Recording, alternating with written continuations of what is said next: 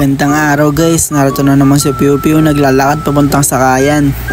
Bali ngayong araw nga guys, pangalang araw na nga namin to kaya naman nakapiin na ako. Excited na nga ako ma-meet yung mga bago namin prop kasi nga second day na ngayong araw. Tapos eto na nga, nakarating na nga ako sa school. Pinapagawa nga kami ng essay ng mga natutunan namin sa yung last subject namin nung nakaraan yung related dito. Pagkatapos nga ng subject na yun, bumaba na nga kami para mag-PE. Kaso nga unti lang kami kasi nga iba-iba kami ng PE guys.